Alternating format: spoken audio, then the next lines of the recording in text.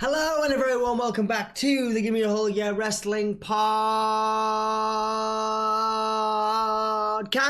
My name is Dom. That's Anthony. We are here doing the wrestling of the Mania at number 13. WrestleMania 13. Unlucky 13. for some. Unlucky for WWF, really. The attendance wasn't that great. The pay-per-view buys wasn't that great. Yeah. It's a very good WrestleMania. There's some very good matches on this, and it doesn't justify the attendance. The guys like some of these matches, like the guys that were in attendance or saw it live, they were lucky, man. I mean, they got a cracking match in it, and we are going to talk all about it. We're looking at March 23rd, 1997, from Rosemont Horizon in Chicago. Let's take you back in a time machine.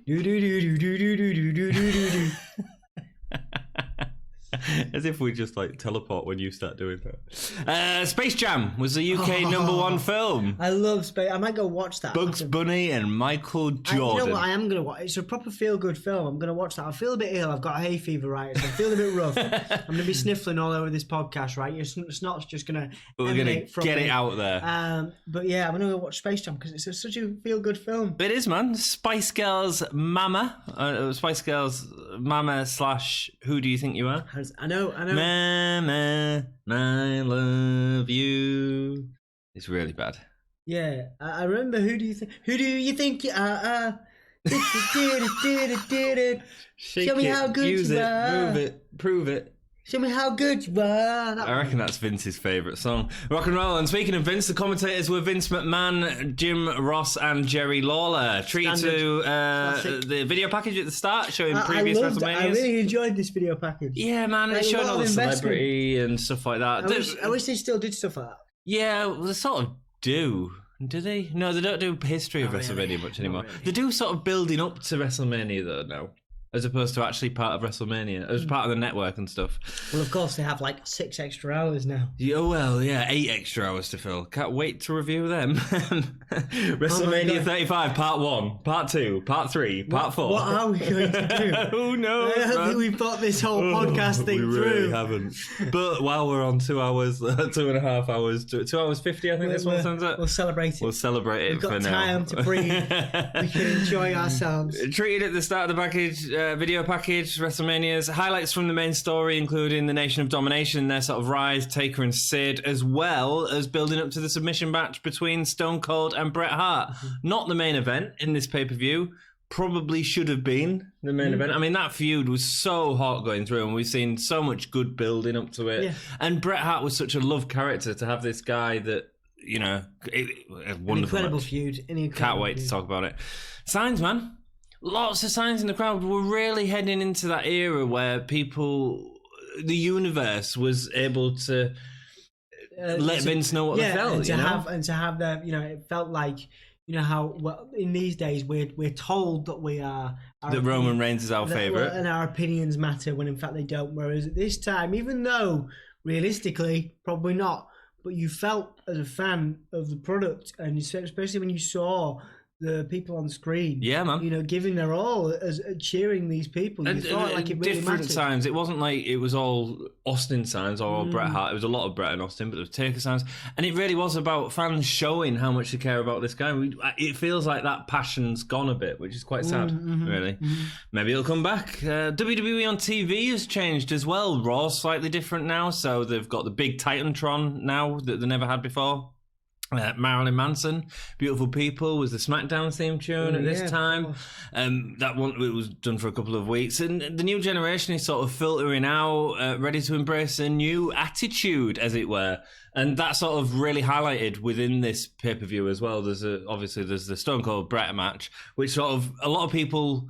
There's a lot of debate on when the Attitude Era start, from King of the Ring to this pay-per-view to sort of the Survivor Series Bret Hart stuff.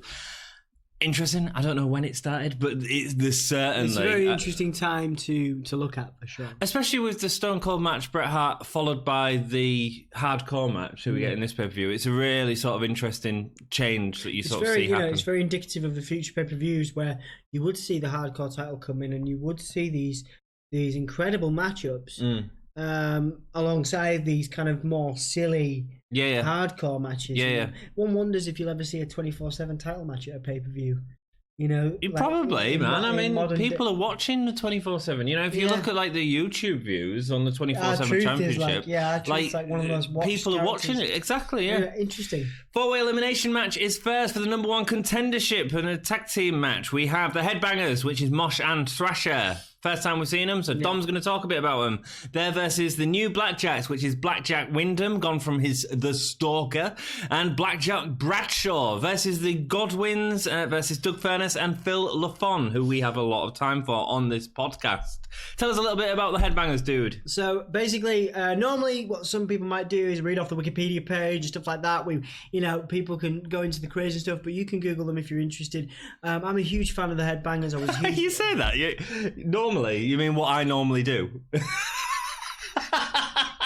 Well, what I'm saying is, for Headbangers, because I'm a particular fan, and there's a few times, obviously, you'll see us in the future riff on these introductions because we're such fans of the artists. Now, the Headbangers, one of my favourite tag teams of all time. Interestingly enough, they were voted the number 2 in the tag teams and the superstars rather that overstayed their welcome. Oh, really? In a couple of national publications, behind only Scott Steiner was a specific one, a consistent one with Scott Steiner and the Headbangers.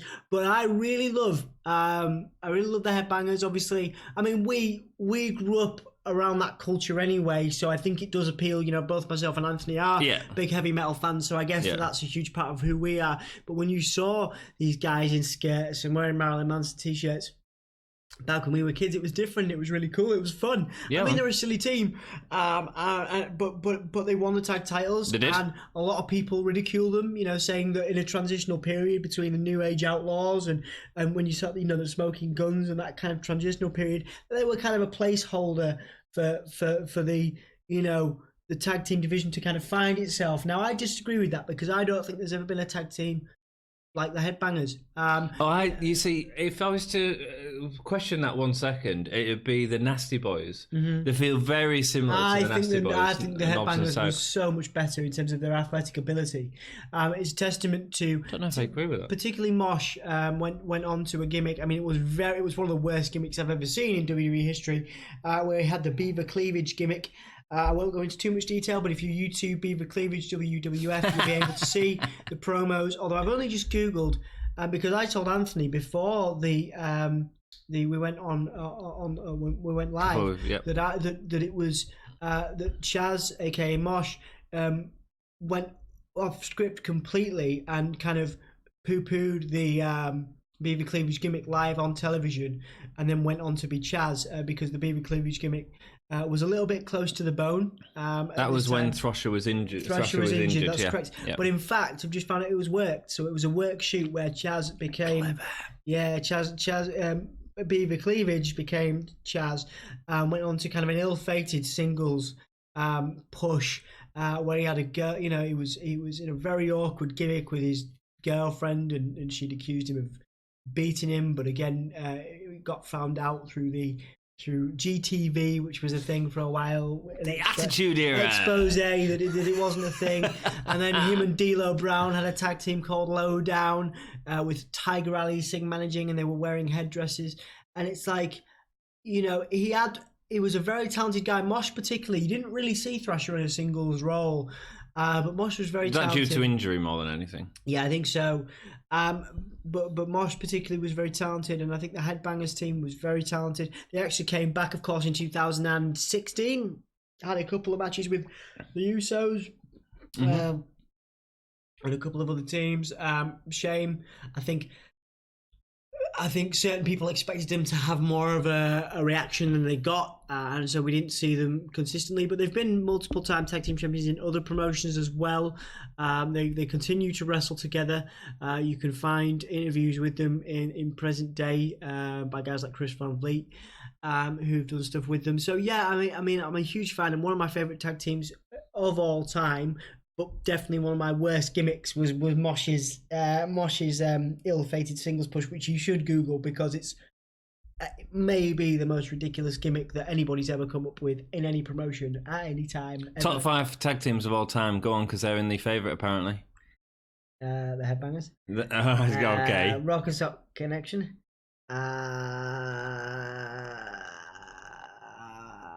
Hardys? Yeah, Hardys. Dudleys? Nope. No. Edge and Christian? Nope. You prefer both of them? You prefer the Headbangers to both of them? Yeah. Wow, you like that image. 4. Where's my? Wait, did we do 3? No, you've just done 2. Oh, okay, I can't count. Barf time. You can't see me. Let's move on then. Clearly, you are a big fan of them. Yeah, usually. Clearly. But yeah, if you want the old stats and everything, do give them a wiki. But they've got some good matches. Unfortunately, you can't find a lot of them. Maybe that's indicative of Vince McMahon's opinion, but there's not a lot of Headbangers stuff on WWE YouTube. So but you can, some other fans have put various tag team matches. Cool. I think it's so much fun. If I was to form a tag team now with you, I would basically rip off the Headbangers. Okay. And so you'd basically rip off the Nasty Boys rip-off. Right, here we go. I want to hear your opinion. Who is better, the Nasty Boys okay, guys, or the Headbangers? Let us know down below. Nasty Boys or Headbangers, please. Thank you. Right, straight into the match. They show footage of the original Blackjacks. Then we get an interview with the new Blackjacks. Barry Windham, no longer the stalker in WWF, and JBL in his finest cowboy outfit. Big guys line up, little matchup. Come get your soap, because the Blackjacks ride again. What? I don't know. I don't know what he said. That's what JBL said. Big guys line up, little match up. Come get your soap. Because the Blackjacks ride again. I must have glazed over that. Crazy kooky kids. Like everything JBL has ever said at any time, because JBL's a muppet. Do you know when you just listen to some of these promos and you go, hang on, what did you just say? Yeah, I'm doing it all the time now. I feel like, yeah, Scott Steiner, Sycho Sid, JBL, like, these people got somewhere.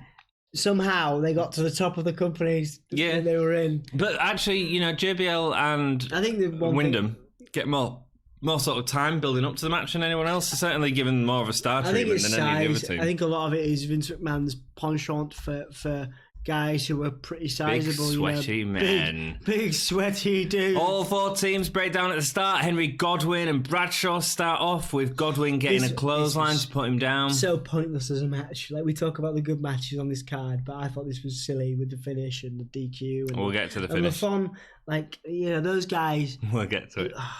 Thrasher gets a big boot to put him down from JBL. Part of the reason these matches don't work is shown here. So it's an elimination tag. JBL tags Phineas Godwin and then attacks him as he tags him. And then so we go from cheering Thrasher against JBL to cheering Phineas against Thrasher. Mm-hmm. It makes no sense. As an audience, you're like, I don't know who I'm rooting for here, so it's just confusing. I think the problem we have with LaFon and and Furnas here, again, if Gimme a Whole Year could deliver awards at this time, we would probably give the tag team award to these guys at this point. The issue, I think, is of all these teams, these guys they might be the best tag teams, but they have no character. They have no character. They have no character whatsoever. And I think I've only just it's a time of characters. I've only just gone. There's a reason why Truth still exists in the WWE. There's character versus Cody Rhodes or what? Because Stardust wasn't a character. No, but okay, there are fine. Okay, that example. All right, Jack Swagger. Yeah, okay, that's fine. All right. Yeah. I think that's and it's USA. A shame. It's a shame. No, we the people. Hacksaw 2.1. Yeah. So it just makes no sense. The Phineas then tags Mosh in.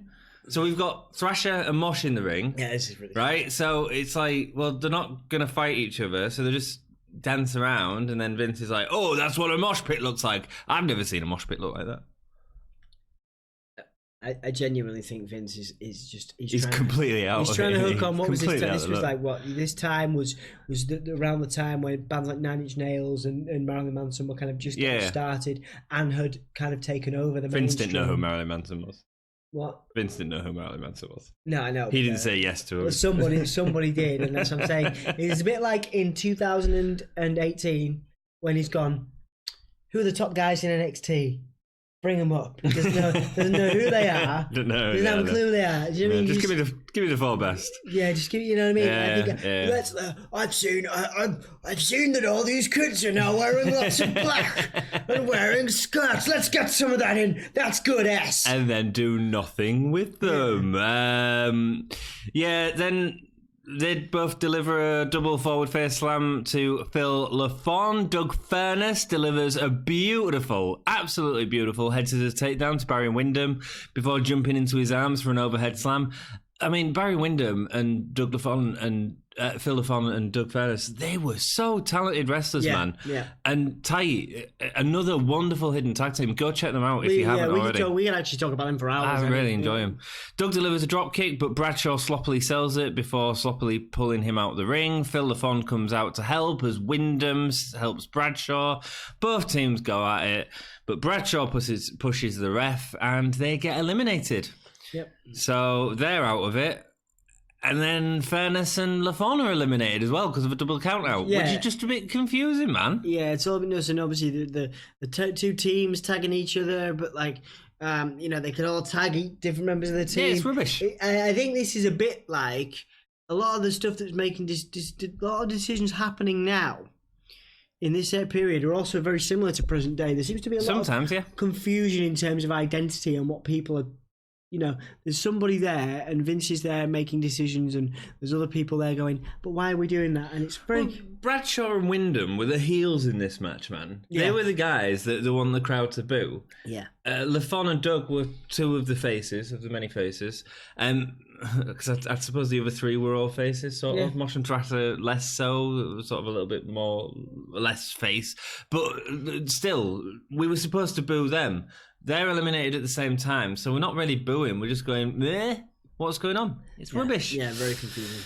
I think the idea was that LaFon and Furnas would count it out, but it's never really established. Yeah. It's all really sloppy, and the crowd don't get to pop when the Blackjacks are eliminated. It's rubbish. Left the Godwins and the Headbangers. Not particularly a match that I think any of us would be excited for. No.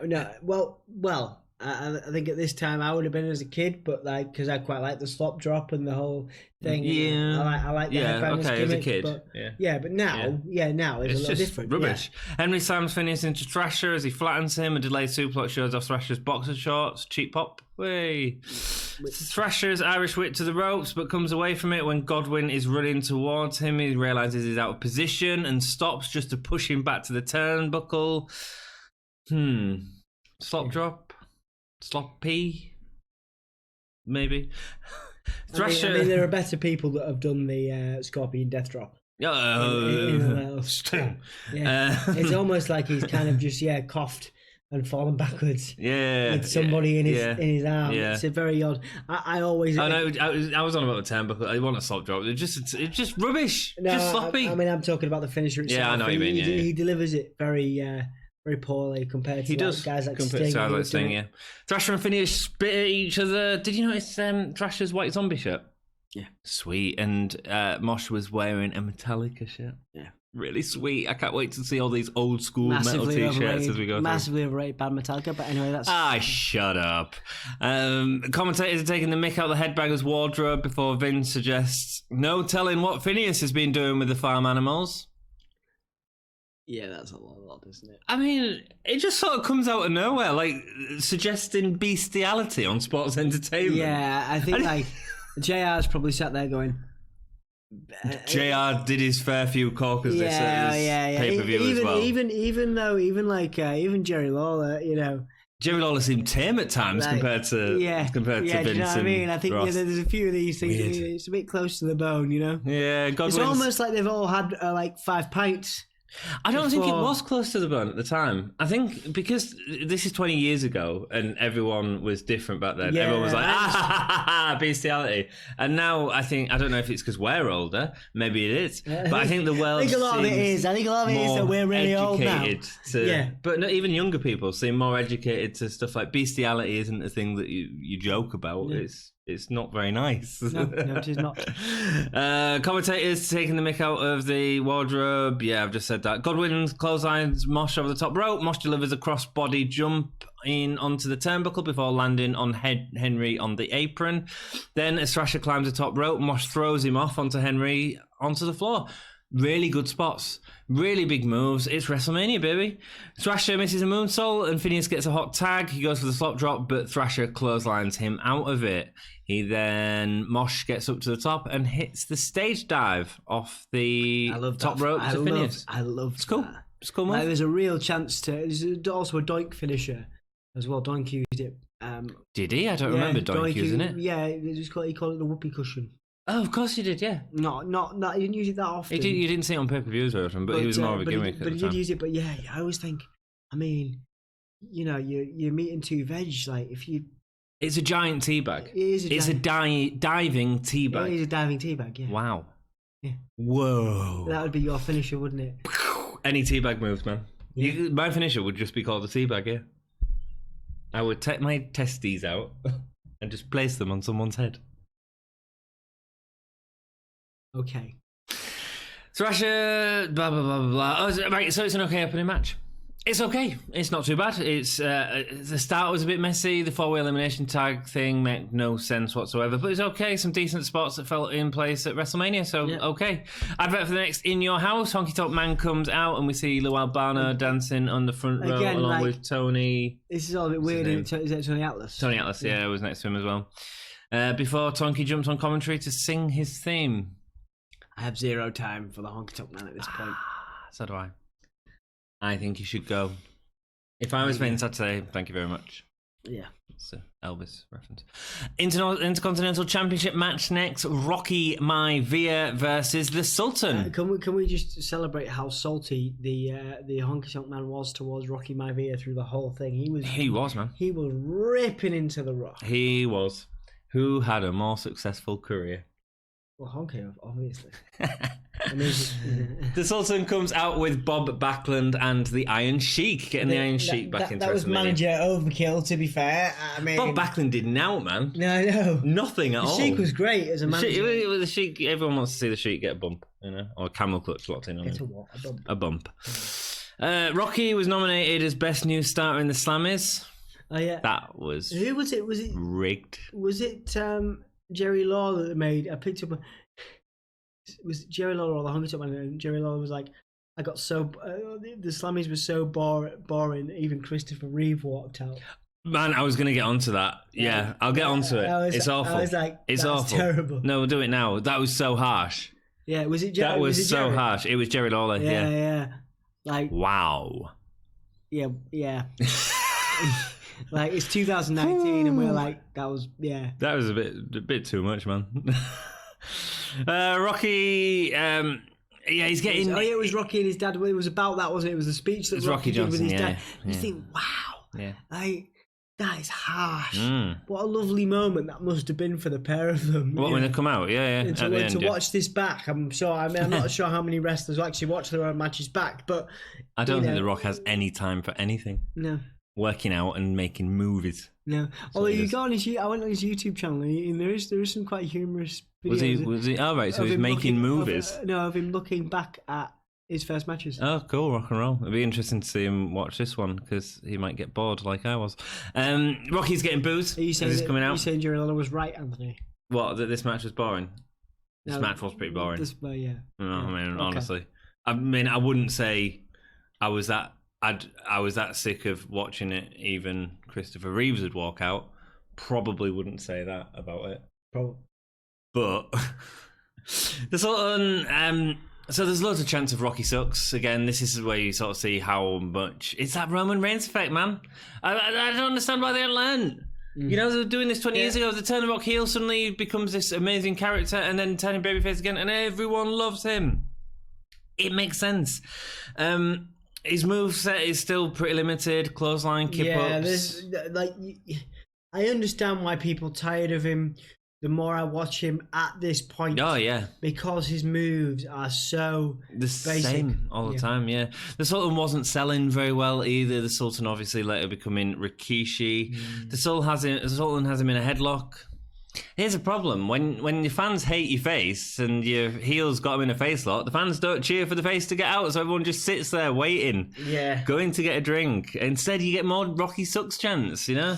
Sultan does a diving headbutt, which didn't look great, which is surprising because of his time in the Head Shrinkers. Yeah, I mean, I've got a note saying I enjoyed the headbutt. I just thought it missed a long time. I think there are certain people that can do it really well. Yeah. And Rikishi. I just thought this one was poor, but that's fair enough. Belly to belly from the Sultan gets kicked out of. Headlock goes on forever. Yeah. Forever. They do the 3 count on the hands. Rocky lifts his hand up for the third. And the crowd don't respond. Or do the boo? I remember just laughing. I don't think we're the crowd booed. We're not quite at the peak of Rocky Sucks yet, so it's not, But the face saves himself, and he's like, "Oh yeah." The crowd just, "Oh boo, hiss, boo." A double clothesline lets both men have a rest for a count of 9. Rock starts to show his charisma, actually, during a flurry of punches, followed by a belly-to-belly in his DDT, which looked awesome this time. I've got to know that. I said the last pay-per-view we did, Final 4, didn't like it. This time it looked awesome. Yep. Rock hits a crossbody, but Sheik has the ref distracted. Sultan puts him down with a thrust kick and a nice pile driver. A cheap roll-up from out of nowhere gets Rocky the win. That was terrible. I mean, but afterwards, nice to get some pops for the Sheik, putting on the camel clutch. And also, I'm sad he never used this. I know he got bigger, Rikishi, but that splash was good. Yeah, man, he hits a really good splash. Like, can you imagine if Rikishi had done that later on in his career? Yeah, man. But, that was good. Yeah, man. It was really good. Sultan... Rocky Johnson comes out to save his son after the splash and the camel clutch. And gets put in a camel clutch. Yeah. Sultan hits him with a flag, followed by... taking the old man's 2 off for no reason. I don't know what I've written there. He took his clothes off. He took his clothes off, man. I didn't need to see that. Put your clothes back on, Mr. Johnson. Mate, you look better than you do with your t-shirt on. Which you can get at Redbubble. Yeah, you can. Actually, you can't get it. Well, you can get this from www.shop.com. Where's my money, Vince? The Rock beats him off, and both him and his dad deliver scoop slams to the Sheik, which was... What did you say? The Rock beats him off.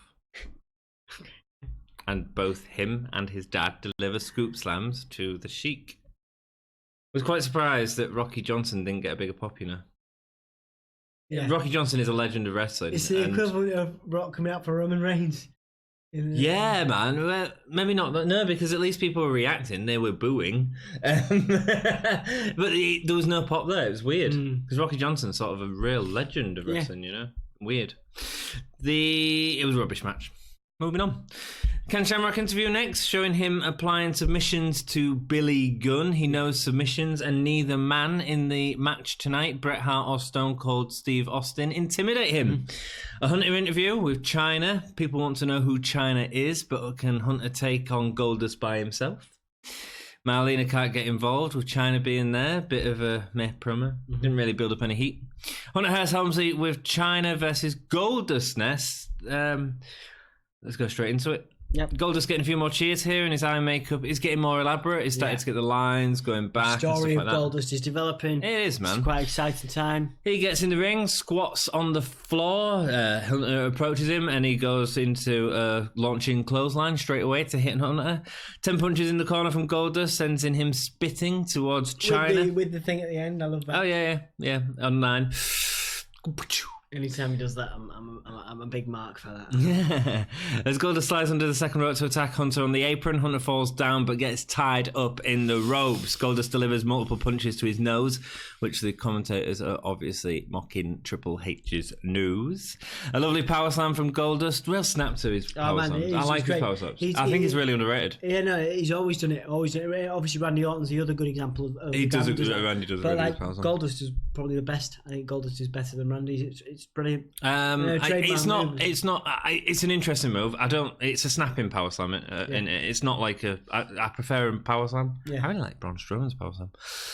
Some nasty sounding chops from Hunter to Goldust, as Hunter delivers a lot more stomps to Goldust in the ring. Hunter is in charge now. Nice neck breaker. Then Lotso in that goddamn abdominal stretch. Yeah. One of the worst moves of Hunter's repertoire, man. Again. Yeah. I think, to be fair, I was about to say he stopped using it for a bit, and I think he did, but he's definitely returned to it now. Yeah, holds the rope, the ref kicks it off, but it's not Ebner, so there's no real feud going on there. Commentary making jokes about the way China looked, calling her Mr. Red, etc. Even Jim Ross, man. He was being... It's so weird to go back and watch that stuff where Ross is like having a go. I mean, it was Ross that made the Mr. Red comment. Yeah. Oh, she looks like a fella. Can you imagine doing that these days? With like Becky Lynch, the man? Yeah, it was a little odd. You know, I think that's maybe why I think both Jerry Lawler, I think they, talking about people overstaying their welcome, I think that as much as they're both legends to the commentary table, they definitely have some views. Although, Ross is, I know, AEW now, but I think that they both probably were there a little longer than they should have been. Such a prominent role. Yeah, I think I just think this is it's just a bit shocking in terms of this. Hunter is still in charge, but he doesn't really build up the heat in any way that it should. You can see Goldust calling the match. It all gets really slow. Goldust little bits of offense, short-lived. Nothing really delivered was impressive. Hunter goes to deliver an axe handle, and Goldust delivers his rear end. The rear end counter. I liked it. It's good. That's the kind of thing I would do. The bum drop, the butt drop. That's rubbish, man. That may not be my finishing. It didn't look devastating. If I was to fly off the top rope at you, you would get my butt. So he's on the floor and he sort of like hoists his rear end up in the end for like Hunter to sort of hit with an axe handle and then sell it like it's a Goldust. Hunter goes to deliver an axe handle. I've said this. Goldust does the Irish whip, which Hunter oversells in the corner before a bulldog. Goldust goes to deliver a curtain call, but Hunter backflips out of it. Hunter goes for a pet. It was good. The end was okay. Goldust escapes. Whilst all this is happening, China is walking over to Marlena, just like marching, just a really slow walk over to Marlena. It's great. Goldust goes for a curtain call, but notice that poor Marlena is being intimidated. He lifts up Marlena on the apron to save her from China, but Hunter lands a knee into the back of Goldust, sending Marlena into incredible. Yeah, she gets incredible bear hug. Completely right. That is how you do a bear hug. Yeah, absolutely. She's like, Marlena just looks like a doll being destroyed. Is great, and I'm going to use as a distraction to hit the pedigree. Obviously, it gets a win. Goldust affectionately looks after Marlena, carrying her out of the ring. Look, the middle of the match was rubbish. The start of the match wasn't great. The middle of the match was really rubbish. Mm-hmm. The ending was great. I really enjoyed that ending. China, man. Yeah. She ragdolled her. If you haven't seen it, go back and watch China ragdolling Marlena, because it is awesome. Let's keep going. Are you happy to? What do you think of the match? Like I said, they've had better matches, but I really like China's contribution. I think they're kind of Marlena and China's dynamic was fantastic in building China as a monster heel along with Triple H. I loved there was a lot of mannerisms talking about Triple H and Shawn Michaels' friendship. There's a lot of mannerisms Triple H is starting to incorporate, especially with the whip into the turnbuckle. Yeah, he was doing that for a while. Yeah, you see a lot more Michaels in Triple H now as he gets older with his gimmick. Anything Goldust does, again, because of I'm aware of it, it's because of the alternative nature of his gimmick. I'm a huge fan of. I think that to me, Goldust, even at this point, and I know we've had discussions about it, he can do no wrong because his gimmick was so unique, and I think he doesn't get the credit he deserves for launching Triple H's career. I would have said. Yeah. I think Triple H did it himself. I think his matches with Goldust helped to launch his career. I don't. Well, we can disagree on that. We can disagree. I hope Goldust goes into the Hall of Fame. So give this match a rating out of 10?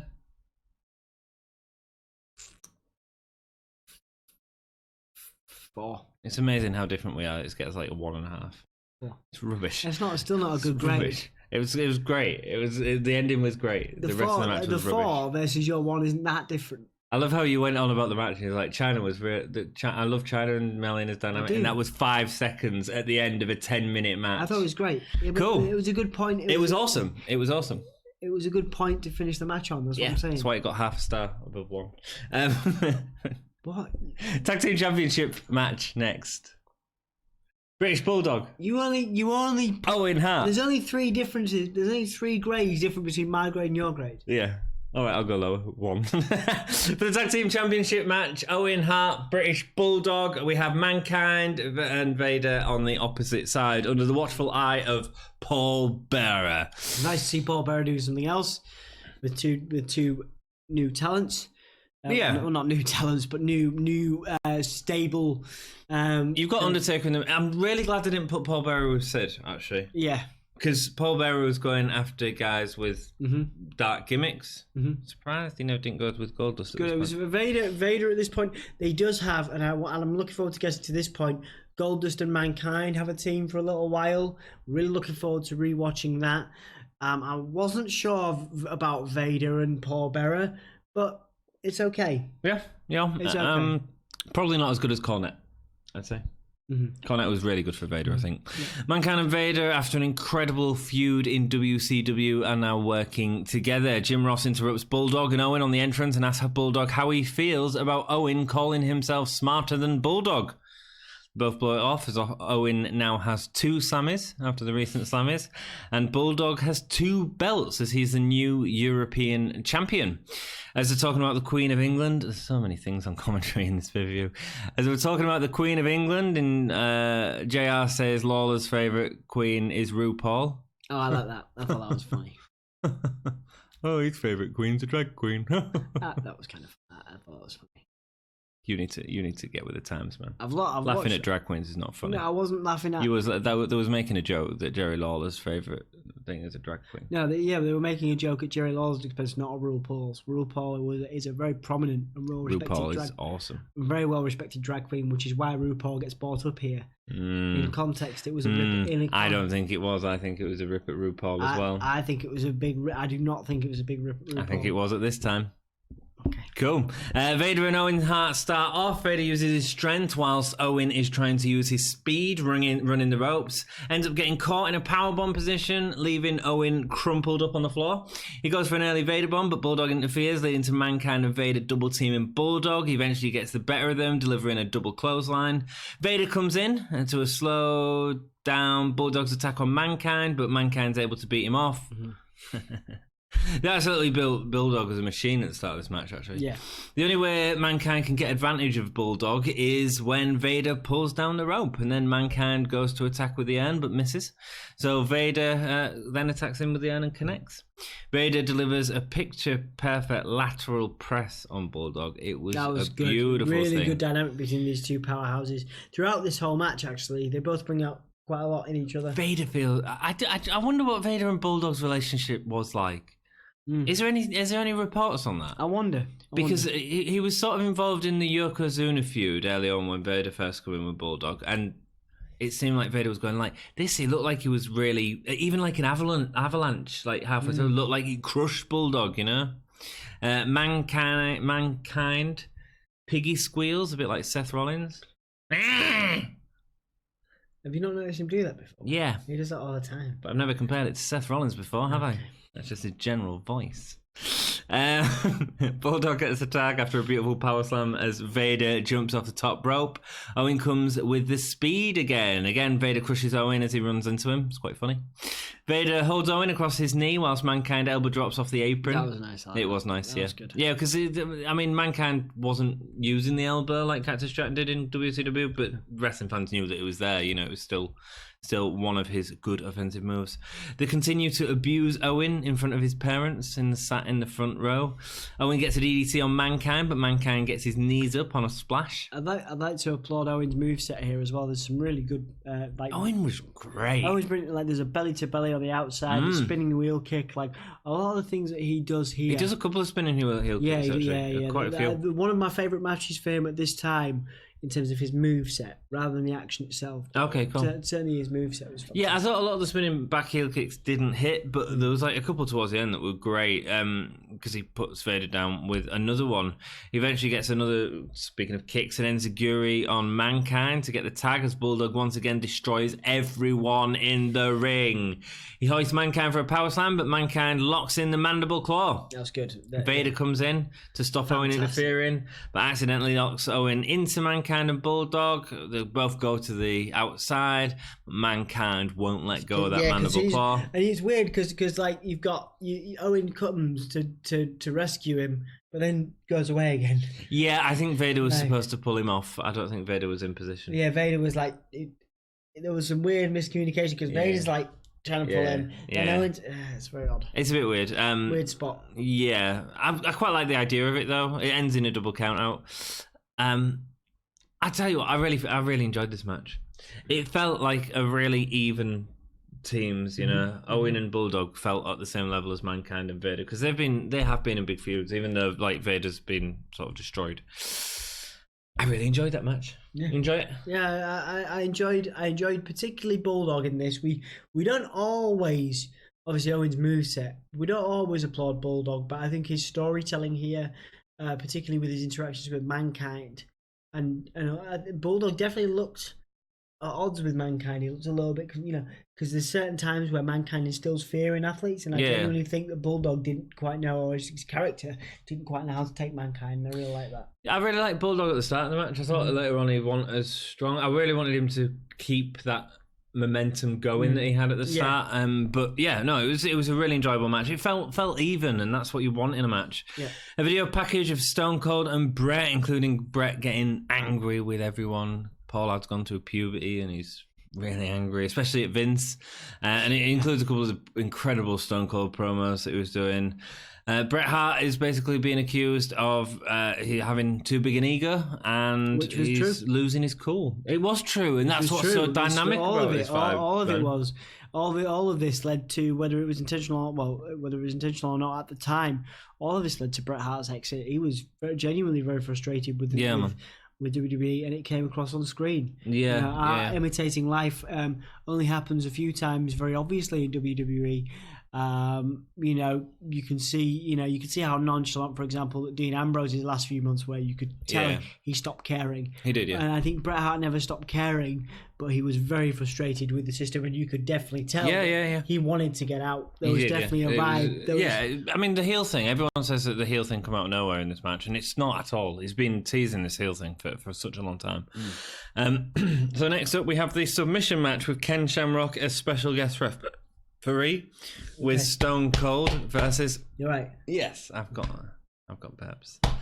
I'm done. I can scare you. Stone Cold versus Bret Hart. I've got burps. What are you going to scare me for burps? If you've got hiccups, you plonker. All right. I can scare you. I'm good, thanks, Dom. I don't need scaring. I've just got a bit of trapped air.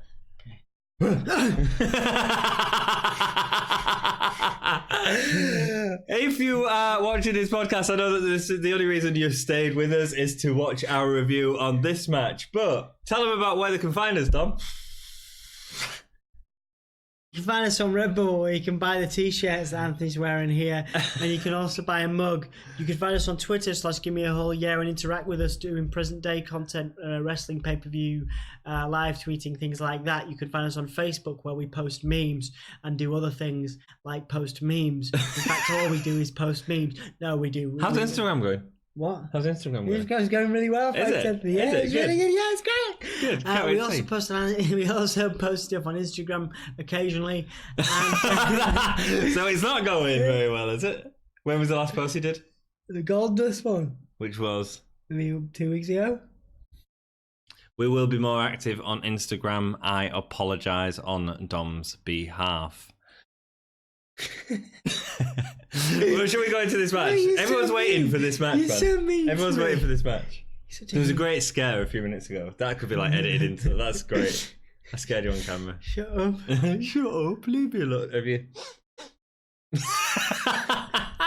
Right, submission match. Like a cackle.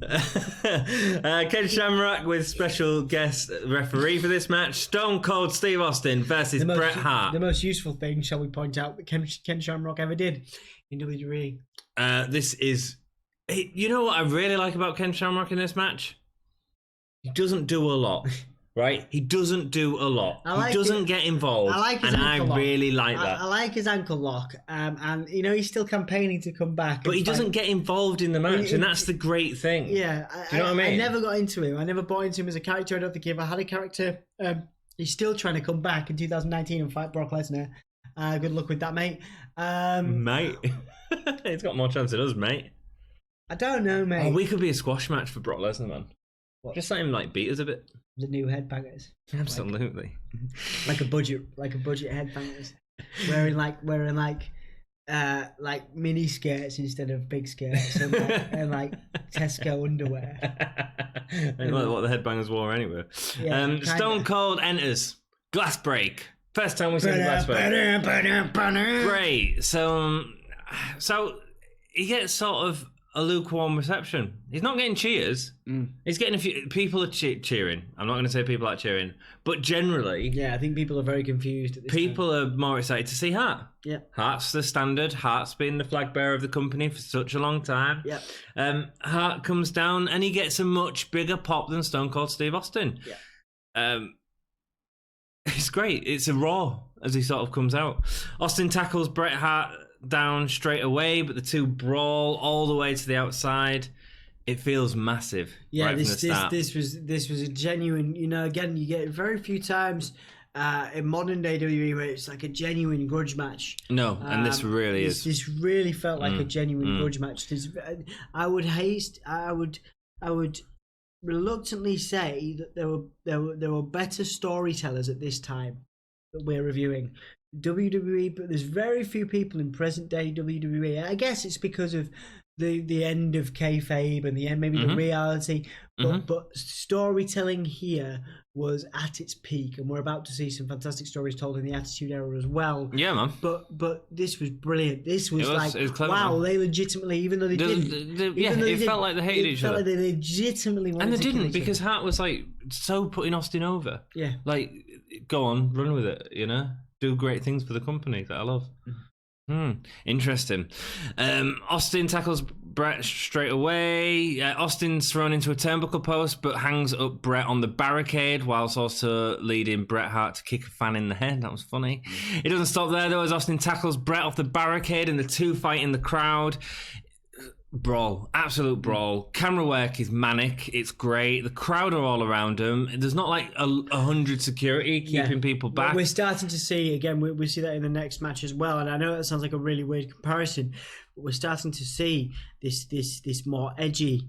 Risk taking. I mean, it is risk taking to go into a crowd and do this. Absolutely, yeah. You know, especially when you've got people that are so passionate about it. Austin is back body drop down the steps.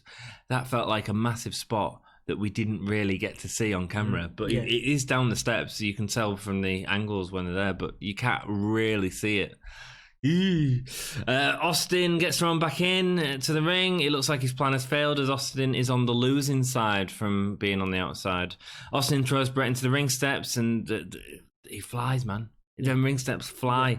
Both men, they were so fully invested in this match and the feud, and that's why it's so incredible. They both get in the ring to show off the skill. Bret delivers some picture-perfect moves, a neck breaker, the elbow from the top rope. Fantastic. And Austin. The two, again, one of the greatest feuds of all time, purely because such opposite ring styles. Yeah, man. Even though Austin, as an original performer, was a very technical performer before this gimmick, these two had very opposite styles, and it contrasted more than many feuds we see today. There's a lot of, obviously you could make the argument that, say, Rollins and Lesnar have contrasting styles, but in terms of, Lesnar and Rollins don't complement each other, don't feed off each other, don't No. Don't. This is like the yin and yang. This is like the Joker to Batman, or perhaps not. It does. Perhaps No, not, in a perhaps sense not it that. does. No, in a sense it does. I see what you're saying. There are great rivalries in wrestling history. This is the big rivalry of the time. And you're like, wow, this is like something out of a comic book. The identifiable or the kind of anti-hero. Why did you go back on Batman and Joker thing? Is that because of The Rock and Stone Cold becoming sort of more of a thing? I don't know. I'm trying to think of a better comparison, and it'd be interesting to perhaps do that. But I think again, you've got the anti-hero in Stone Cold, the one that people kind of hate to love, whatever, and then you've got this kind of straight-laced good guy that's kind of on the edge. You never about to break down. Never quite know where, that's what I mean. I think it was absolutely marvelous to watch this unfold during the match. It was. Storytelling at its best. Austin, man, this is the other thing that the two guys do for each other. They sell.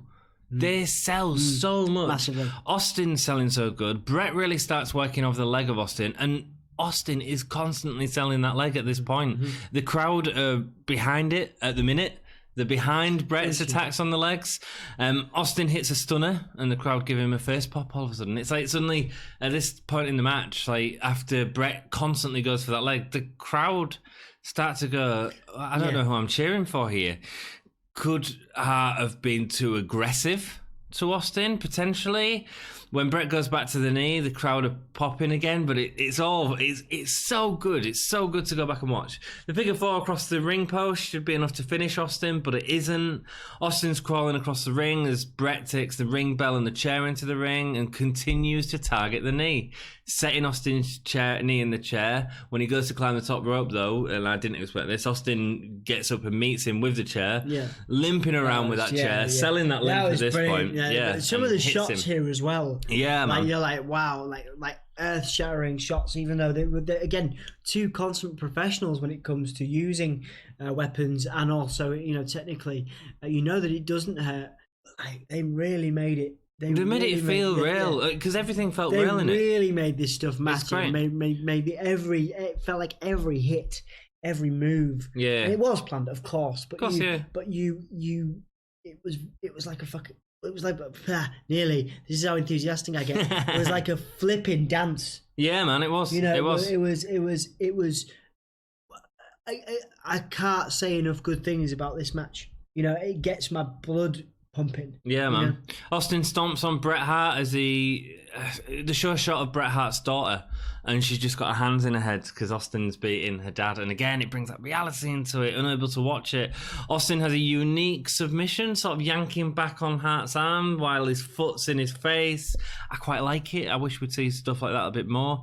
Austin locks in a Boston Crab, but Bret makes the ropes. Austin goes to lock in the sharpshooter, but gets a boot in the face from Bret.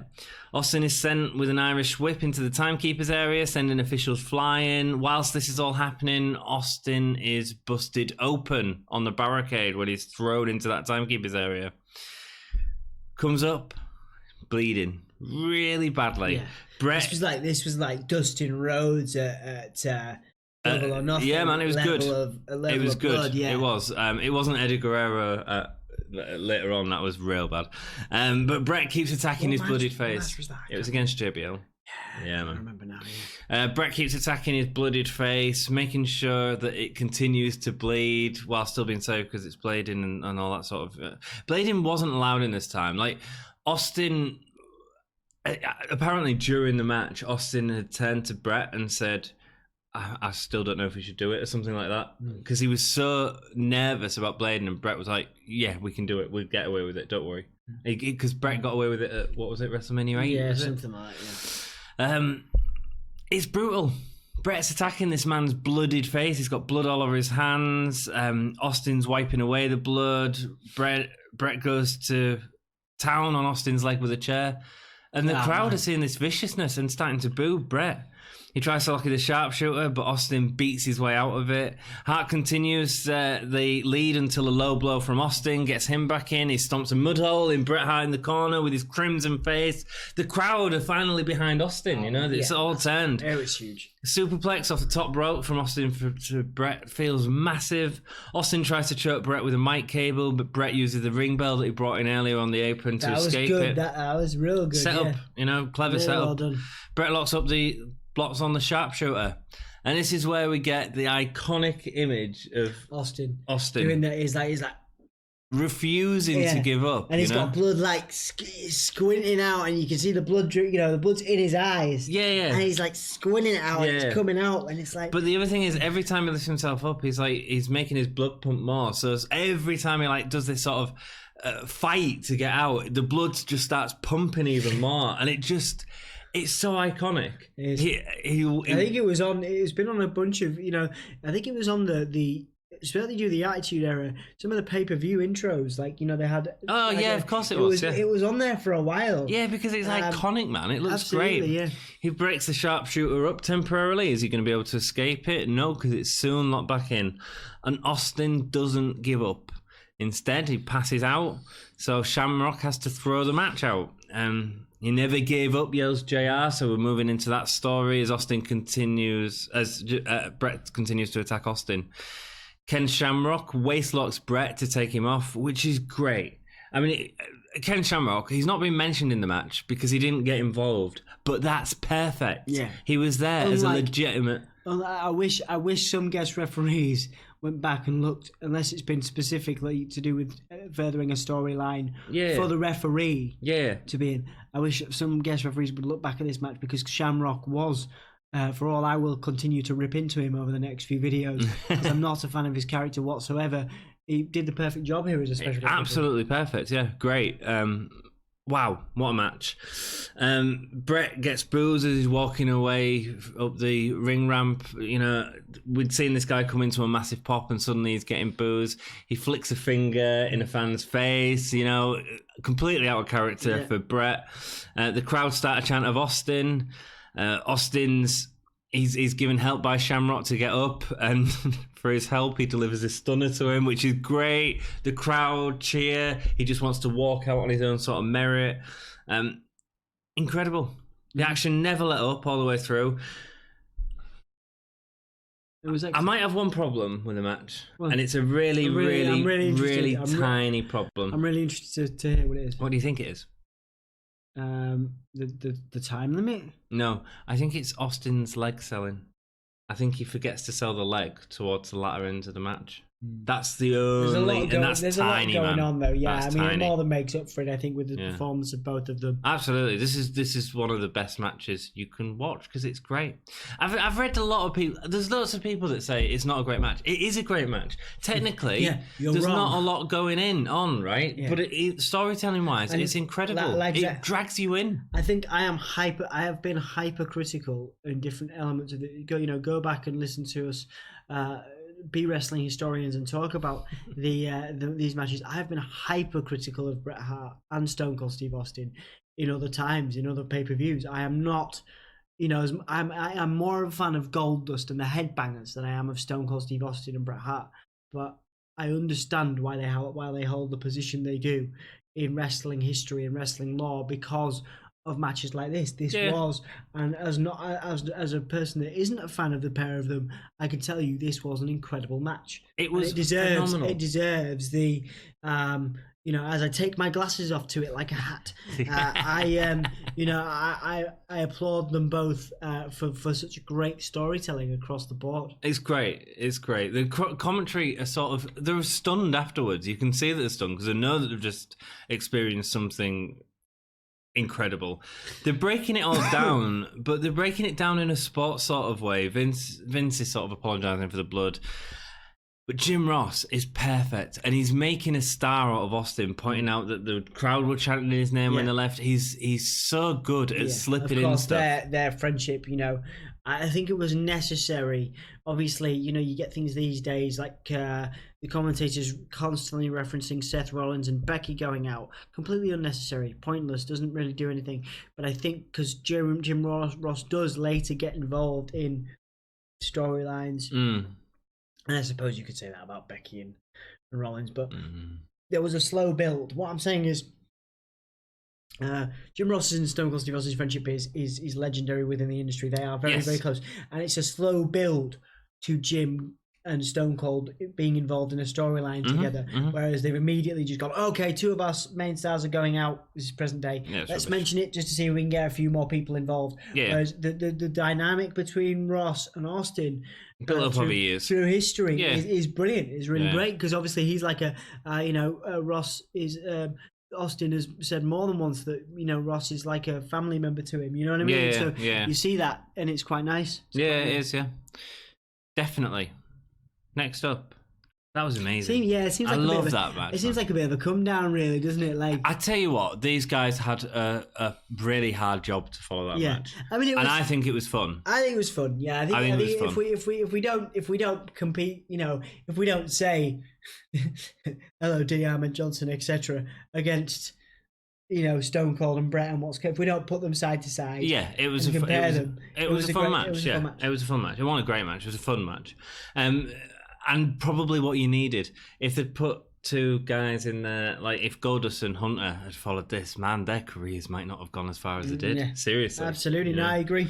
Absolutely agree with that. Interview with Farouk in the Nation of Domination. Next, it describes themselves as crooks and criminals. They have brought all the weapons except the kitchen sink for the Chicago Street Fight, which is the next match. So it's Ahmed Johnson and the Legion of Doom versus the Nation of Domination, Farouk, Crush, and Savio Vega. Managed to find a Horizon parking sign. That was really cool. So they've got the venue's parking sign to bring out into the ring. Probably found it backstage and said, "Oh, can we use this?" And they're like, "Oh yeah, it's rubbish anyway." You should have got that PlayStation blimp as a weapon, man. Can you imagine like D'Lo, like remote control, like slow motion driving it into Ahmed? Cool, man. Or like landing the blimp on top of Ahmed and doing the frog splash. The low down. The low down, that'd be great, man. That'd be great. But they're bouncing off it. so the force of D'Lo goes into Ahmed. And then D'Lo just bounces back. And then just gets back on top of the turnbuckle. Ahmed comes down with his own Legion of Doom spiked jacket.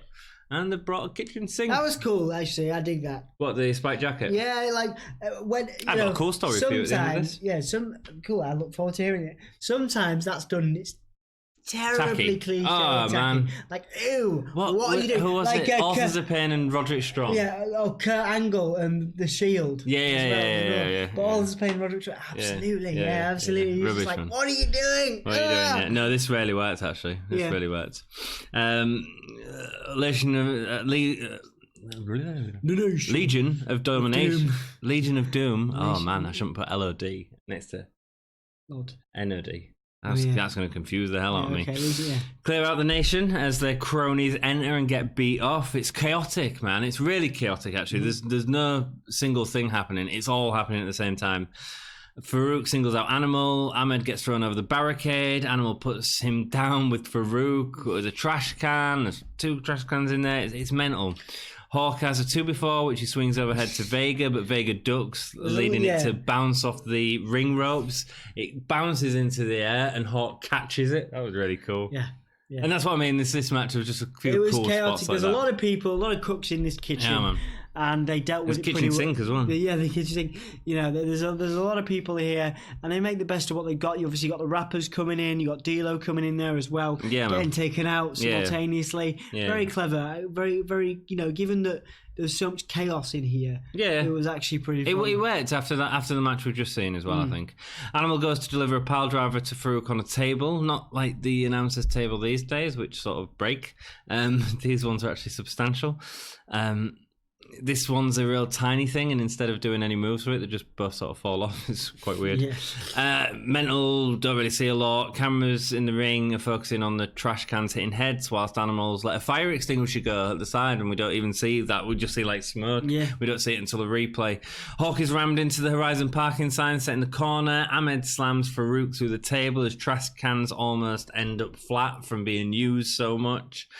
Nation of Domination throw a noose around Ahmed's neck as the two of them that was a little, outside, choking from the outside. There was a lot of that, man. Yeah. So it's a noose with a slip knot in it. We're going to hang the man. Yeah.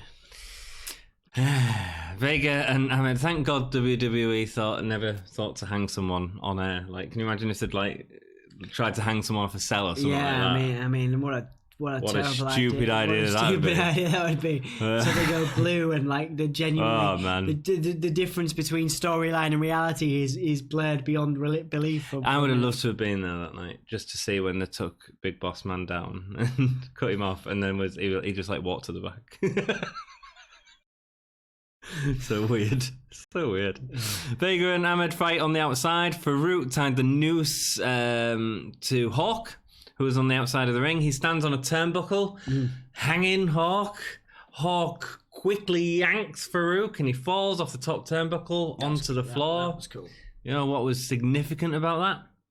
Separated his shoulder. Potentially, rumour goes, but he's never really confirmed or denied it. He punctured some ribs as well and punctured a lung. Farouk, so Farouk separates his shoulder. He's out for 7 weeks with a separated shoulder. He carries on in the match, of course. He was in pain. Damn! If only he had a word that could describe how he felt in one word. I mean, I just did it. Are you going to do it? Nope. No. Vega beats from behind Hawk with a nightstick. Farouk ends up in the noose. Oh, damn. As Ahmed drags him into the ring. Hawk sprays Crush with a fire extinguisher as D-Lo starts attacking Ahmed. It's crazy, man. Ahmed and Hawk both hold two before. This is like hardcore title crazy before hardcore title crazy. Yeah, it is. Yeah, they use the 2x4 to clothesline Crush, who then gets pinned by Animal. Yep. And then the rappers come in and get the the Doomsday device.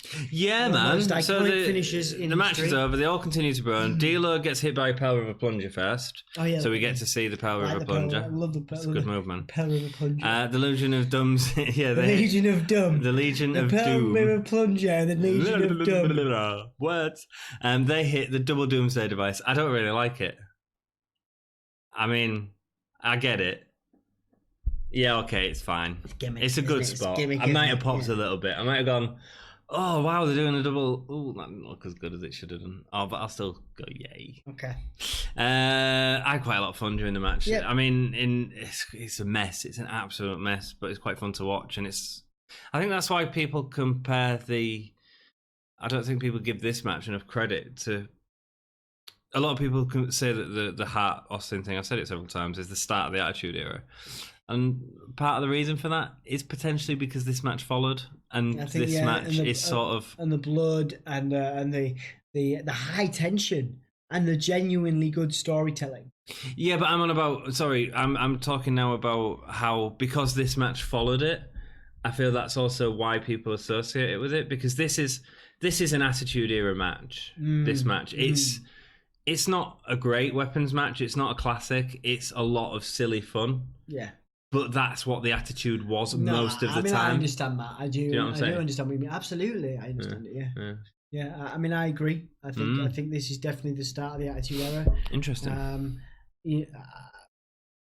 I can't say enough good things about that match, and this pay-per-view is probably one of the better ones we've seen recently. I enjoy Final Four as well. Yeah. Years later, in a shoot interview, it was claimed that Ahmed Johnson stole the ring gear that he was given by Legion of Doom. So, he had them red shoulder pads with the spikes.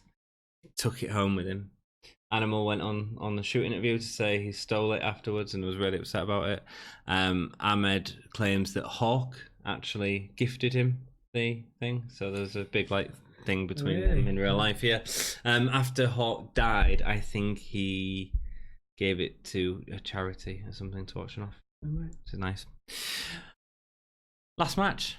hey, if you've enjoyed it, if you've enjoyed us reviewing this pay-per-view, please subscribe to the channel. We do this like every week, every other week when we get a chance. Hit a thumbs up. If you hit the ring bell, ding ding, then we will send you notifications on when the new videos are coming out, so you can join us with that. We've also got other videos on here. I was just about to say, you know, Anthony's got fantasy booking, which is fantastic, which you guys can get involved in. Obviously, let us know in the comments who you'd like to see fantasy book next. Yeah, man. We've also got Fire Pro. Wrestling. We're going to do more video game stuff in the future, but you've kind of led that with Fire Pro, and it seems to be going well, doesn't it? Yeah, and then NXT UK reviews. We're really enjoying that in a minute. So if any of that takes you fancy, present day stuff as well, just go listen to our channel. Yeah, just go listen. Go see if there's out else you like, and you know, you might find something. I like to think there's something for everyone. Every type of wrestling fan. We do litter these history of wrestling videos with present day. I also think each of the series are quite similar as well. It all just has us having a laugh. It's a conversation, and we like to have two friends who love wrestling, and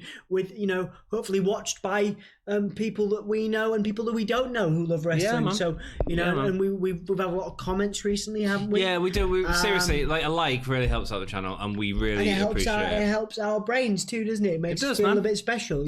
Special. So that's nice. A bit special. And if you liked me scaring Dom, please leave a like. If you like that, go watch me vomiting cinnamon. An ODQ match is next for the WWF Championship. Undertaker versus Sycho Sid. Indeed. First off, though, HBK comes out. He's got his smile back. Yeah. He's got his smile back. I've said before, much to your dislike, how much I love Shawn Michaels on commentary. He's great. He's brilliant. He's great. He shouldn't have been a commentator. He was a great wrestler. It would have been good if he did more commentating. Maybe it would have been good if he'd stuck around and done a bit more commentary. I still think he's one of the best of all time. Commentary. He's great. I think he's really good. Like CM Punk would have been as well. You know what I mean? CM Punk would have been great. Yeah. So HBK, he's so charismatic, isn't he? Yeah. He's standing between both sides of the crowd, they're pulling him either way, he's loving it. He drags it out forever. He goes to get up the ring steps and he goes, no, I'm going to go and high five everyone else. He goes to pose. Obviously he's working a knee injury at the time, so he does his normal pose, but he fakes a knee injury. Probably didn't have, because he probably didn't want to fight Bret. Sid defeated Bret Hart for the title after Final Four, so the last pay-per-view that we reviewed, and this is Sid's second and final WrestleMania appearance. In both of Sid's WrestleMania appearances, he headlined, obviously, the Hulk Hogan match, and then this one. There you go. Good man, Sid. Good man, rubbish matches. He's the man. He's the man. He's the man. And the master and the ruler of the world. And the master and the ruler of the world. Sid, we should see, how some channels they have wrestlers do introductions.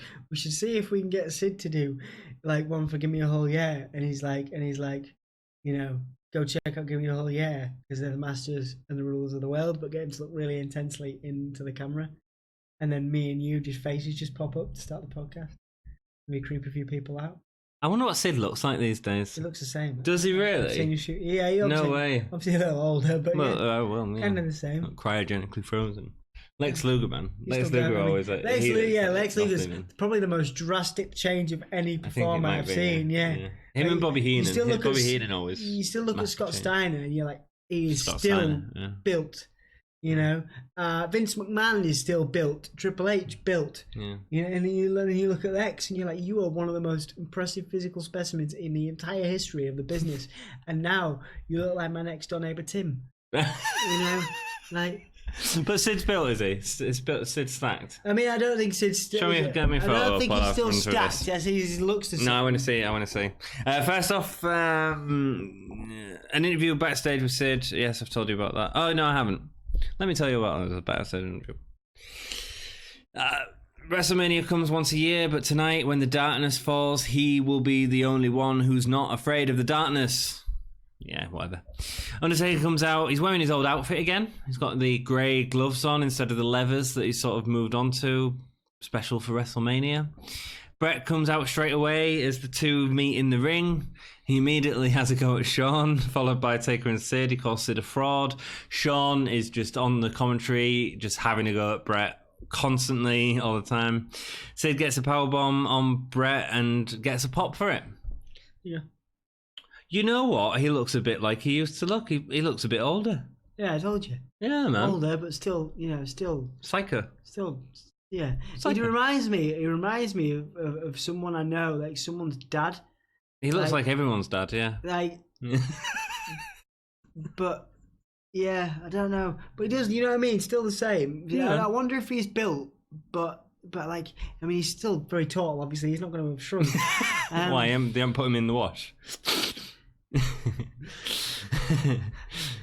Thanks. Sid comes on. You just imagine, like, Sid, I know, yeah. Sid's face just going around in the wash, just with a really intense look on his eyes. But through the gritted teeth, like spit flecks against the washing thing. It's a perfect image, mate. I've really gone. You've really out. gone, man. You've I've really gone all in. That, yeah. Sid continues on the mic, having a go at Bret after the powerbomb that he gets to pop for, but Taker starts the match, attacking him from behind. That was really good. I enjoyed Bret coming out. I enjoyed the powerbomb. I'll tell you what I enjoyed. It wasted some time. That's what it needed to do, and that's what it did.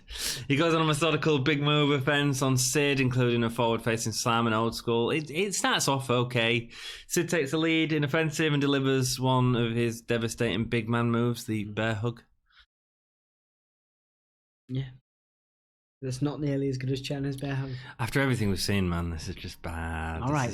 Well, let's make it through. Come on. Michael makes it interesting on commentary, though. He is really good on commentary. Taker gets clotheslined over the top rope, and when he tries to get back in, he's kicked back and falls over the announcer's table. Sid uses the barricade and tries to put Taker through the table, but he sort of just slides off it. Yeah. Table spots didn't work in this pay-per-view, did they? No, they did not. Sid takes it into the ring and locks on a camel clutch and axe handle off the top rope. I mean, it was okay. Commentary start talking about Hart and Austin because that's a more exciting thing than what's happening in the ring. Eventually on the outside, Taker throws Sid across the barricade before throwing him into the steps, but after an elbow drop misses, Sid locks in a headlock. Undertaker locks on a nerve lock. Yeah. Really awful reversal as Sid delivers a boot, which was obviously set up for Taker to catch. Yeah. Taker spins him around, so he does that thing where he spins him and he just shuffles. Yeah.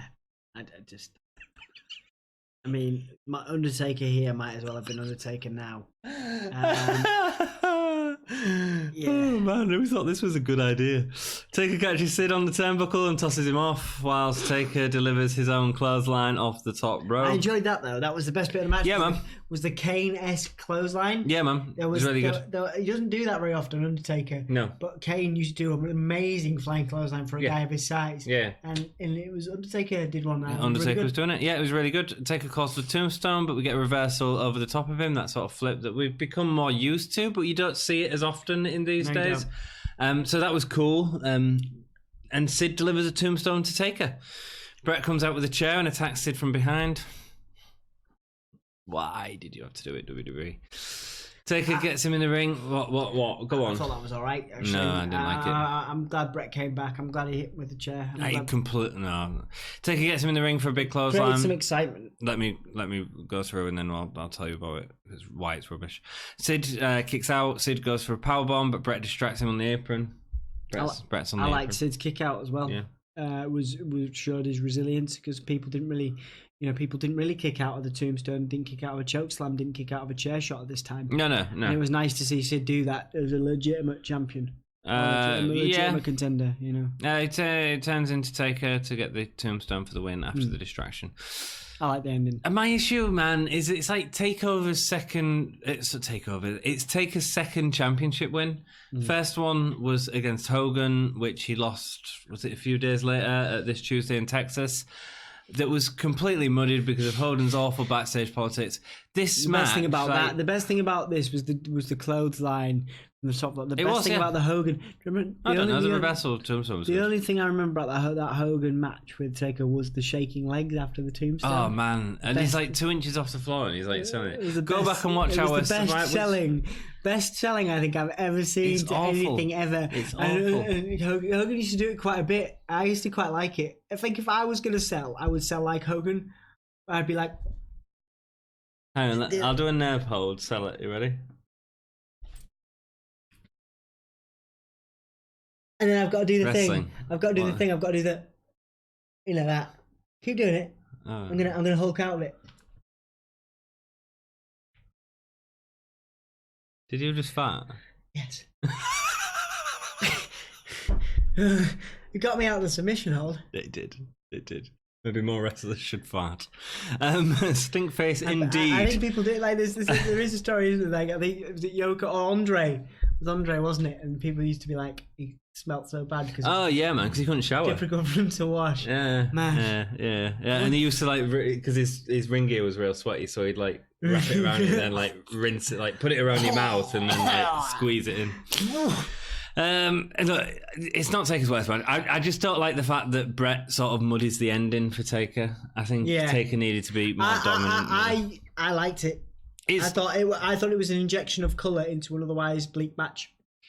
Okay, I see what you're saying, but for me, Taker's too big a deal for his like 2 first championship wins to be in there. I think the more I look back on these matches, even though I enjoyed, by the way, the harking back to old school Taker in terms of the attire. The attire was good. Yeah. I don't think I've ever said this on record. I think Undertaker's massively overrated. He was at this point. I don't think he was later on. His latest stuff was better. The American Bad Bottom stuff was really good. Yeah, absolutely. But I think when he come back after that, I almost wish he'd never gone back to Dead Man. No, man, because you get the Undertaker 20, you get the Shawn Michaels stuff, man, with Undertaker. That's great. Some of the best matches of all time. I think now, if Undertaker was going to keep coming, I'd rather have him be himself, which was the American Bad Bottom gimmick. I'd rather have him now as that. I don't really care. That's what I mean. That's what I mean. He's ruined it now. No, I enjoy it when he comes out. I'm like, oh, nice, it's the Undertaker. Now he's going to do a tag match for Roman. And he's still not resting. Keeps saying he's going to rest in peace, and he never does. No, I genuinely, I think it's going to be another. Like, I think, I don't want to say this, but I think what'll happen is he'll wrestle a few more times until his contract's up. But it's the kind of thing, like, I think he's ruined his legacy. Like Ric Flair. You remember when Ric Flair? Ruined his legacy. Ric Flair and Shawn Michaels had that wonderful match, right? Almost the dream. Absolutely. The dream finish. And are you saying he ruined his legacy? Ric Flair ruined his legacy too. Nah. Right? No, hold up. No, because he went to TNA. I know what you're saying. I wrestled a blooming. I know, and they're awful. And it was terrible. I know. I get all that. Is the, if Mick Foley had left it at Cactus Jack and Triple H at the Royal Rumble in 2000, whatever, then you wouldn't have had the stuff with Randy Orton. Oh, that was great. And Edge. That was great. Yeah, exactly. So I think that they can, right? It's just... okay, but Undertaker's done it completely wrong. Mick Foley, yes, fine. Ric Flair, no, not never. But it hasn't ruined his Batista, legacy. No, never. Batista ruined his legacy. Ric Flair ruined his legacy. Ruined the legacy. The legacy still exists. Nobody cares about Ric Flair's TNA thing. Everyone's retirement for Ric Flair will always be that Shawn Michaels match. They don't care that he wrestled afterwards. They remember everything up to that. What about Undertaker? Undertaker, his best match was at Crown Jewel. What was the new one with Goldberg? Well, exactly. He's ruined it. No, he's not ruined it. No, he can save. It doesn't matter. His last matches are rubbish. But guess what? He had incredible matches during his career. Okay. He had a great... Have you not seen the Shawn Michaels matches? Yes, I have. They are phenomenal. Yes, I have. They are phenomenal. Undertaker is the Metallica of the wrestling world. Oh, boom. And on that bombshell, because Dom doesn't like Metallica, but a lot of people do, including me. Thank you so much for watching. If you enjoyed the episode, please leave a like down below. Hit us up in the comments. Let us know something, your name. Facebook, let us know something. Twitter, Instagram, Red Bubble, not Red Tube. Red. What are you doing? Go there. Give me a hull, yeah. Search for us. On RedTube? No, give me on Redbubble. I mean, I hope nothing comes up when you search for us there. Search for Give Me a Hull Yeah on YouTube. Search for Give Me a Hull Yeah on Redbubble. Search for Give Me a Hull Yeah on Twitter, Instagram, and Facebook. We will interact with you. We will love you. We will share our most intimate and deep moments with you, and we will hit you with a decent-looking tombstone pile driver. Dude, we've hit the attitude here. I'm calling it. High five, we made it. Ouch, that really hurt. That was too aggressive. There was no need for that. Boom! I'm going to scare you. No, I didn't scare him. I knew it was coming. Right, thanks very much for watching. Keep it most emphatically. Yay!